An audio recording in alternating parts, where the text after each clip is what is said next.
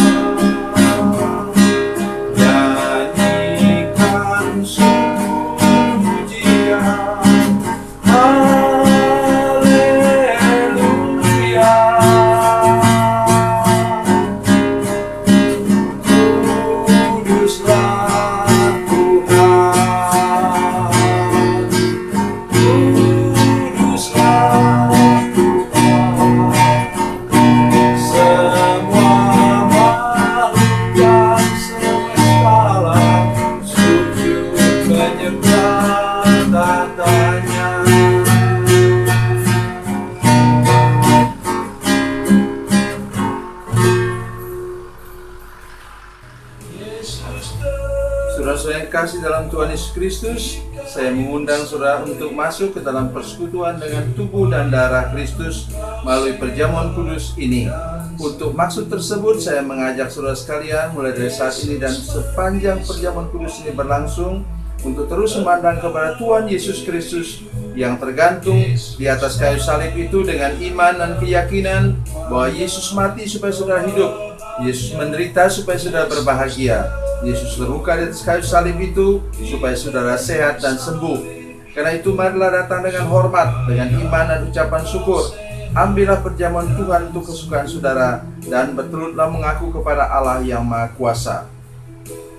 Apabila sampai saat ini saudara merasa bahwa ada sesuatu yang menghalangi saudara untuk mengikuti perjamuan kudus pada hari ini, apabila saudara merasa tidak ada damai sejahtera karena ada dosa yang belum saudara bereskan, maka sekarang marilah kita berdoa bersama-sama membereskan semuanya di hadapan Tuhan, sehingga kita dapat mengikuti perjamuan kudus ini dengan damai sejahtera. Mari kita masing-masing berdoa di hadapan Tuhan.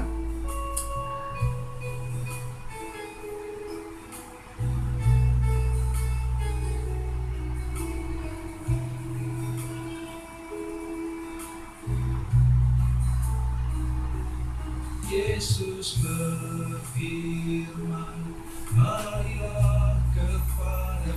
Allah Bapa yang penuh kasih karunia, Kami mengakui bahwa kami telah berdosa dan menyimpang dari jalan-Mu, seperti domba yang tersesat. Kami seringkali mengikuti keinginan hati kami sendiri. Kami telah menyakiti hati-Mu dan melanggar firman-Mu. Kami telah mengabaikan dan lalai melaksanakan tugas-tugas kami sebagai orang percaya. Ya Bapa, ampunilah kami.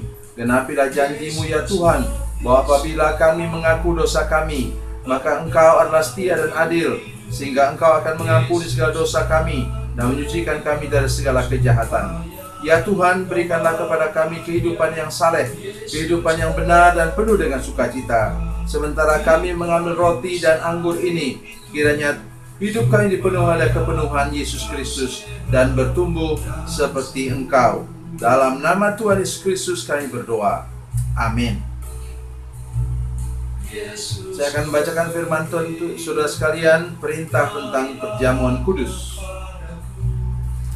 yang saya ambil dari 1 Korintus pasal 11 ayat 23 sampai 26. Demikian bunyi firman Tuhan. Sebab apa yang telah kuteruskan kepadamu telah aku terima dari Tuhan, yaitu bahwa Tuhan Yesus pada malam waktu Ia diserahkan mengambil roti, dan sesudah itu Ia mengucap syukur atasnya.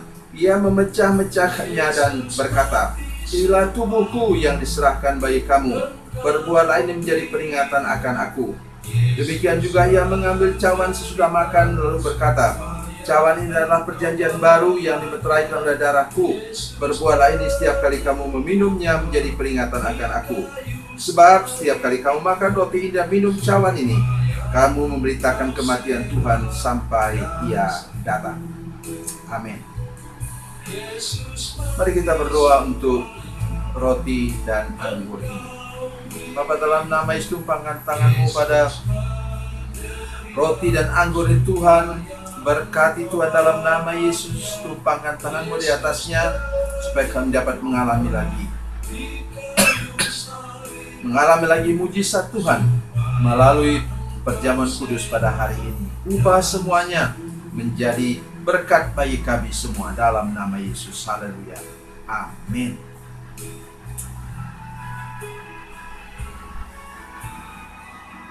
Roti ini yang Yesus pecah-pecahkan untuk menolong kita semua, untuk kita mengerti bahwa tubuh Yesus dipecahkan supaya hidup kita utuh kembali.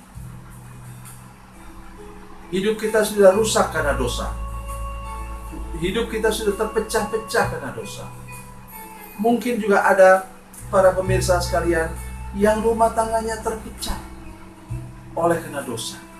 Mari kita percaya hari ini bahwa Tuhan akan menolong kita semua untuk kita benar-benar mengerti bahwa kasih dan anugerah Tuhan, Yesus mati di kayu salib supaya kita utuh kembali.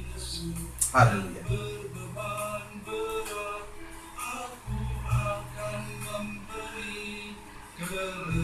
Cawan seperti ini yang Tuhan berikan kepada kita, Ia mengatakan tadi dalam firman Tuhan yang saya baca, bahwa anggur ini adalah anggur darah Yesus, darah perjanjian. Maksudnya apa saudara sekalian? Ketika Ia memberikan perjamuan kudus kepada para murid-Nya, Ia mau supaya firman Tuhan, janji-janji Tuhan itu mendarah daging dalam kehidupan para murid. Oleh karena itu, ketika Ia memberikan anggur ini kepada para murid, Ia memberikan anggur ini supaya para murid-Nya mendarah daging dengan janji-janji Tuhan.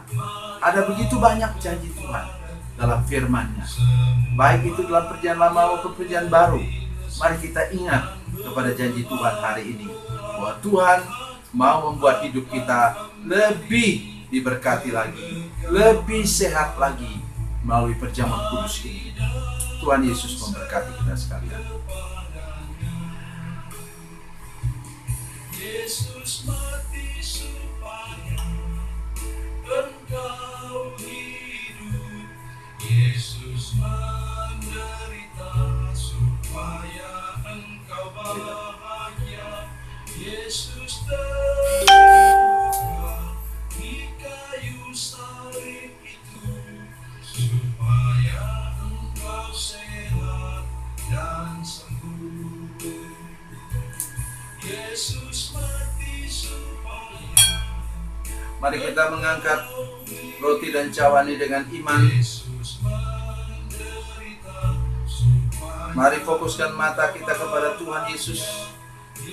Yesus mati di kayu salib untuk hidup kita, dan terus mengingat Yesus mati supaya kita hidup, Yesus menderita supaya kita berbahagia, Yesus terluka supaya kita sehat, di kayu salib itu supaya kita sehat dan sembuh.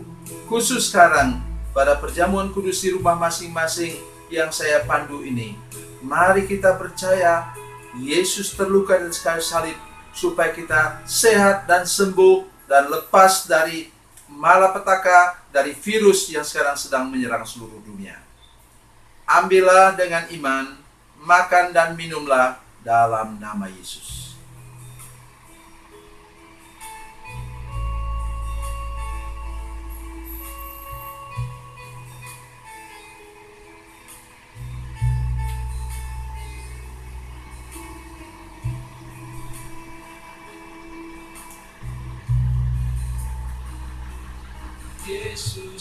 Mari bersama dengan saya, saudara-saudara sekalian, berdoa sekarang. Saya berharap bahwa semua sudah mengikuti perjamuan kudus online ini, Bapak Ibu saudara-saudara sekalian, para pemirsa sekalian. Mari kita minta satu hal saja kepada Tuhan. Tuhan, buatlah besok virus ini dilenyapkan oleh Tuhan dari muka bumi. Kami sadar Tuhan bahwa kami sudah berbuat dosa. Kami sudah lalai melaksanakan firman Tuhan. Beri anugerah kepada kami sekarang. Beri kami di lidah kami sekarang berdoa supaya Tuhan memulihkan bumi ini, memulihkan seluruh umat manusia, membuat kami semua mengalami pemulihan dan kesembuhan. Lindungi kami semua saudara kami yang mengikuti program perjamuan kudus online ini, untuk dengan darah Yesus kami mengalami liputan kuasa mujizat, kuasa kesembuhan dari Tuhan. Mari masing-masing berdoa sekarang.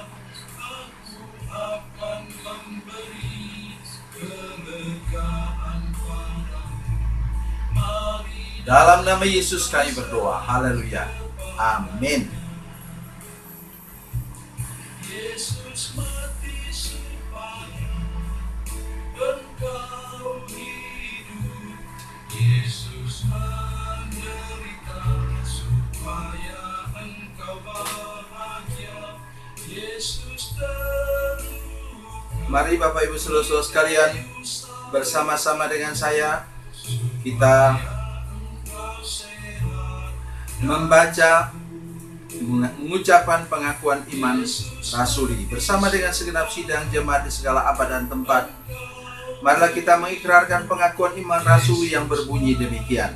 Saudara ikut saya. Aku percaya kepada Allah, Bapa yang Maha Kuasa, Khalik langit dan bumi, dan kepada Yesus Kristus, anaknya yang tunggal, Tuhan kita, yang dikandung dari Roh Kudus, lahir dari anak darah Maria, yang menderita sengsara di bawah pemerintahan Pontius Pilatus, disalibkan, mati dan dikuburkan, turun ke dalam kerajaan maut. Pada hari yang ketiga, bangkit pula dari antara orang mati, naik ke surga, duduk di sebelah kanan Allah Bapa yang Maha Kuasa. Dan dari sana Ia akan datang untuk menghakimi orang yang hidup dan yang mati. Aku percaya percaya kepada Roh Kudus, pada Roh Kudus, gereja yang kudus, gereja yang kudus dan am, am, persekutuan orang persekutuan kudus, orang kudus, pengampunan dosa, pengampunan dosa, kebangkitan orang mati, kebangkitan orang mati, dan hidup yang dan kekal. hidup yang kekal. Amin. Amin. Mari kita berdoa bersama-sama untuk selesainya perjamuan kudus ini. Bapa, dalam nama Yesus kami datang kepadamu Tuhan, bersyukur untuk mengikuti perjamuan kudus secara online. Kami berdoa supaya seluruh jemaat mengikuti, semua pemirsa yang mengikuti upacara ini Tuhan, dilawat oleh Tuhan. Melalui perjamuan kudus ini kami masih punya pengharapan ke depan. Dan bukan hanya punya pengharapan ke depan, kami yakin benar bahwa melalui doa saudara-saudara kami di seluruh dunia yang sedang merayakan perjamuan kudus pada hari Jumat Agung ini, kami percaya bahwa semua saudara kami yakin benar dan doa kami dijawab oleh Tuhan, dan bahwa besok, lusa, semua masalah kami sudah diangkat oleh Tuhan. Dalam nama Yesus. Haleluya. Amin. Salam saudara pemirsa, salam berjumpa dan kami kembali dalam program Berita Pengharapan. Saya menyampaikan firman Tuhan kepada saudara sekalian pada minggu keempat, minggu Paskah keempat sekarang, untuk menyampaikan kepada saudara berita pengharapan bahwa Yesus yang sudah bangkit itu selalu membawa pengharapan, selalu membawa cara kita memandang ke masa depan lebih baik lagi. Sebelum kita mendengarkan firman Tuhan, mari kita berdoa. Bapa, dalam nama Yesus kami datang kepadamu Tuhan, bahwa hidup saudara-saudara kami yang menyaksikan program ini Tuhan, di berbagai belahan dunia ini, dan juga khususnya jemaat kami. Kami berdoa dalam nama Yesus, ketika kami tidak bisa bertemu sekarang, seperti hari ini, ketika kami merayakan kebangkitan Tuhan Yesus pada hari Minggu yang luar biasa ini. Kami berdoa dalam nama Yesus, tujukan mata kami kepada Yesus yang sudah bangkit, supaya kami mengalami kemenangan daripada Tuhan. Lepas rasa kecewa, rasa putus asa, karena terkurung sudah berbulan-bulan. Terima kasih Tuhan, terpujilah nama-Mu. Berkati firman Tuhan saat ini. Dalam nama Yesus. Haleluya. Amin. Mari kita membaca firman Tuhan sekarang dari Yohanes pasal 20 ayat 1 sampai 3. Ayat 1 sampai 3. Pada hari pertama minggu itu, pagi-pagi benar ketika hari masih gelap, pergilah Maria Magdalena ke kubur itu, dan ia melihat bahwa batu telah diambil dari kubur.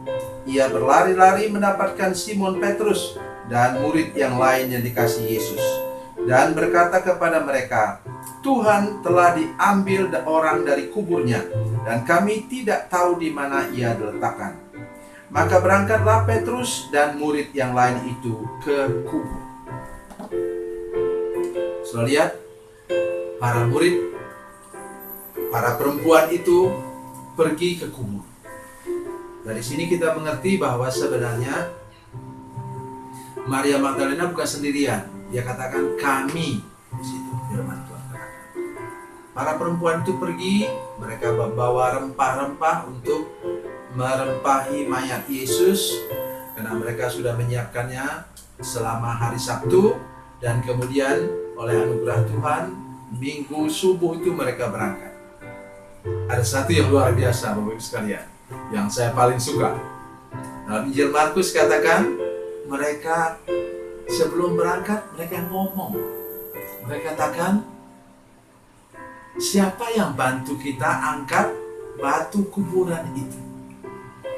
Tetapi waktu mereka sampai ke sana, dan Injil Markus begitu jelas mengatakan, ketika mereka sampai ke sana, mereka melihat batu yang memang sangat besar itu. Batu itu sangat besar memang. Dalam bahasa asli menggunakan kata mega, besar. Maksudnya besarnya apa? Tidak mungkin 4 perempuan ini mampu mengangkatnya. Mungkin perlu tenaga perempuan itu, mungkin perlu 20 orang baru bisa menggulingkan batu itu yang bentuknya bulat. Tetapi ketika mereka sampai ke sana, Bapak Ibu sekalian, haleluya, mereka melihat bahwa batu itu sudah digulingkan. Satu segi mungkin mereka takut. Kenapa? Berarti mayat Yesus, dan memang benar demikian, sudah tidak ada lagi. Tapi satu pesan firman Tuhan terpenting di sini ialah kita baru memikir-mikir bagaimana meneruskan hidup ini. Kita sekarang baru memikir-mikir, atau tiap hari memikir-mikir, kapan ya masalah virus yang menyerang kita ini berhenti. Tapi ingat firman Tuhan ini bahwa kita masih memikir atau kita masih berdoa, tapi Tuhan sudah jawab. Apa itu saudara-saudara sekalian? Ketika Abraham mengutus hambanya Eliezer pergi untuk mencari jodoh untuk Ishak, Alkitab kita mengatakan bahwa belum selesai dia berdoa. Tidak disebutkan berdoa di situ sih, tapi maksudnya belum selesai dia memohon kepada Tuhan, Allah Abraham, maka datanglah Ribka ke sumur itu. Luar biasa. Mari kita malam hari ini mulai percaya, bahwa Tuhan Yesus yang sudah menang itu menjawab kita lebih cepat daripada kemampuan kita untuk berharap. Itulah pesan yang pertama. Ini tadi mari kita kembali lagi ke firman Tuhan ini. Pada hari pertama minggu itu, pagi-pagi benar ketika hari masih gelap, pergilah Maria Magdalena ke kubur itu, dan ia melihat bahwa batu telah diambil dari kubur. Dia melihat batu sudah diambil dari kubur. Dia melihat kemungkinan besar bahwa mayat Yesus sudah diambil oleh orang jahat. Pupuslah harapan para perempuan. Kenapa? Mereka lihat pintu kubur dari jauh. Mereka mulai berprasangka. Hari ini saya ingin mengajak saudara sekalian, berseliweran berita di media sosial di mana-mana tentang siapa yang buat ini virus dan macam-macam. Saya mengajak kita, mari bersihkan hati kita dengan darah Yesus. Bahwa kita jangan kemudian ikut-ikutan menuduh orang atau menuduh negara tertentu. Kita lihat, seluruh dunia mengalami musibah ini. Mari kita berpikiran positif bahwa ada sebab mengapa ini terjadi. Saya orangnya juga cukup gaul dengan media sosial. Saya bersyukur kepada Tuhan yang luar biasa. Kenapa? Ada berita di internet mengatakan bahwa ozon bumi ini sudah tertutup karena sudah nyaris polusi berhenti. Atau di kota-kota besar tingkat polusinya sudah menurun drastis. Haleluya. Jadi mari kita sekarang berpikiran positif. Di mana-mana para dokter, para ahli kesehatan mengatakan yang dapat membuat daya tahan tubuh kita kuat ialah berpikiran positif. Di sini kita menemukan bahwa firman Tuhan ini menolong kita untuk berpikiran positif. Mari kita lihat. Katanya Maria Magdalena dalam ayat 11 dan berikutnya dikatakan Maria Magdalena melihat bahwa Yesus yang datang di belakangnya itu dia kira siapa? Dia kira tukang kebun. Ayat 15. Kata Yesus kepadanya, "Ibu, mengapa engkau menangis? Siapakah yang kau cari?" Katanya. Maria menyangka orang itu adalah penunggu taman, atau dalam bahasa yang lain diterjemahkan dengan tukang kebun, gardener. Lalu berkata kepadanya, "Tuan, jika Tuan yang mengambil dia, katakanlah kepadaku di mana Tuan meletakkan dia supaya aku dapat mengambilnya." Kata Yesus kepadanya, "Maria." Dan Maria kaget. Bahwa itu adalah Yesus. Bapak Ibu sekalian, dalam suasana seperti ini, tolong jangan beri rasa curiga, rasa tidak percaya, rasa apapun kepada orang lain. Rasa seperti itu membuat daya tahan tubuh kita drop. Karena kita mulai berprasangka buruk kepada orang lain. Apalagi sekarang diterapkannya social distancing atau menjaga jarak sekitar 2 meter. Orang di rumah aja tidak boleh sama-sama, tidak boleh ketemu. Kalau sudah salaman di rumah itu mesti cuci tangan atau lap tangan dengan tisu basah yang mengandung antiseptik. Bisa sudah bayangkan. Kita mulai mencurigai semua orang. Jangan-jangan dia membawa virus tapi tidak, gejalanya belum nampak. Bisa mati kita semua di rumah di sini. Bahaya. Mari kita serahkan semua masalah ini kepada Tuhan dan tetap jangan mencurigai orang. Jangan berprasangka buruk terhadap orang lain. Ya. Kalau anggota keluarga kita kena, kita jaga diri. Ya. Saya kadang-kadang berpikir sekalian, berpikir sederhana. Hati saya sedih, hati saya terpukul, Bapak sekalian. Kita mengatakan bahwa masing-masing orang tinggal di kamar masing-masing. Bagaimana saudara kita yang tidak mampu, yang cuma 1 kamar saja kontrakannya, dipenuhi oleh 5 orang, 3 orang anak, bapak dan ibu di situ. Jadi karena itu kita semampu kita, mari kita berdoa kepada Tuhan dan lepaskan kita dari rasa curiga, rasa berprasangka buruk, pikiran negatif kepada orang lain, juga kepada Tuhan. Mari kita mengenal Dia yang sudah bangkit. Dia akan urus hidup kita dengan baik, membuat kita hidup berkemenangan, berpikiran berkemenangan setiap hari. Jangan memberi tempat kepada iblis untuk membuat kita mencurigai semua orang. Kita patut waspada, tapi jangan curiga.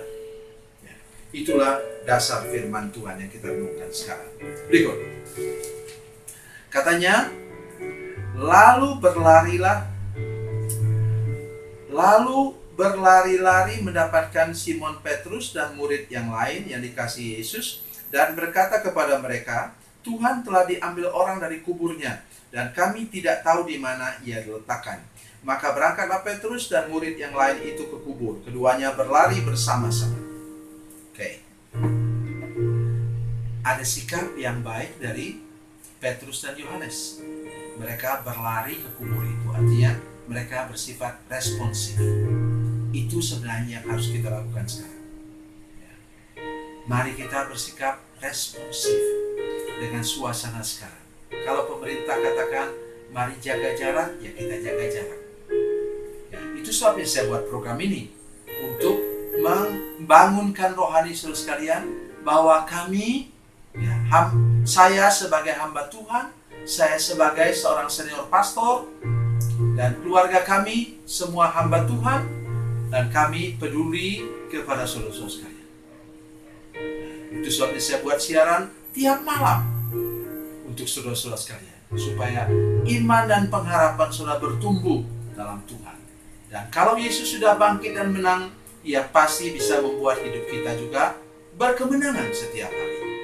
Contohlah 2 murid ini, walaupun kemudian mereka pulang dengan tanda tanya, tetapi bagaimanapun juga ini sikap yang harus kita ikuti. Berlari untuk membuktikan sesuatu, membuktikan Yesus yang sudah menang, berlari ke sana. Kemudian apa yang terjadi sampai di kubur itu? Rasul Yohanes duluan, kemudian dia tidak masuk, tapi Petrus masuk, kemudian dia melihat sesuatu di sana. Ia menjenguk ke dalam dan melihat kain kapan terletak di tanah, akan tetapi ia tidak masuk ke dalam. Itu dia. Maka datanglah Simon Petrus juga menyusul dia dan masuk ke dalam kubur. Ia melihat kain kapan terletak di tanah, sedangkan kain peluh yang tadinya ada di kepala Yesus tidak terletak dekat kain kapan itu, tapi agak di samping di tempat yang lain dan sudah tergulung. Bisa Bapak Ibu sekalian, orang mencuri mayat Yesus kemudian sempat-sempatnya menggulung sapu tangan yang untuk menutup muka Yesus, dan kemudian masa mereka sempat buka itu kain kafan? pikul mayat Yesus yang sudah tidak terbungkus lagi dengan kain kafan. Itu salah satu bukti yang nyata bahwa Yesus memang sudah bangkit dan menang. Yesus menang atas maut karena Dia mau memberikan kepada saudara sekalian hari ini, pada minggu Paskah terakhir ini, Bapak Ibu sekalian, Ia mau memberi kita hidup yang berkemenangan. Semua tanda kematian sudah tinggal di belakang. Dan Bapak Ibu sekalian, semua rasa takut, rasa khawatir kita hari ini saya nyatakan sudah hilang. Kalau saudara sungguh-sungguh percaya kepada Yesus yang sudah bangkit dan menang. Tuhan Yesus memberkati, Tuhan Yesus baik. Mari kita berdoa. Bapa, dalam nama Yesus kami sudah mendengar berita firman Tuhan yang luar biasa hari ini. Yesus sudah bangkit, semua tanda kematianmu sudah pergi, sudah ditinggalkan. Dan kami berdoa supaya semua tanda-tanda rasa takut di hati dan pikiran kami sekarang diangkat oleh Yesus yang sudah menang dan sudah bangkit itu. Dan kami mengalami kehidupan yang berkemenangan, menang atas rasa takut, menang atas rasa khawatir, menang atas rasa kecewa, dan menang atas rasa putus asa dalam hidup kami. Ke depan, kami percaya bahwa kami lebih lagi berharap kepada Tuhan, lebih beriman lagi bahwa sebentar lagi Tuhan akan membawa semua badai ini berlalu dari hidup kami.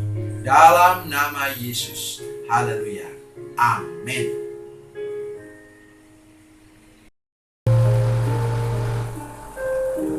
Bila Anda memerlukan dukungan doa kami, atau bila Anda punya masalah yang ingin didoakan, silakan menghubungi nomor telepon kami 0812 7661 1125. Dan bagi Anda yang berada di luar negeri, silakan menghubungi +62 812 7661 1125. Tuhan Yesus memberkati, Tuhan Yesus baik.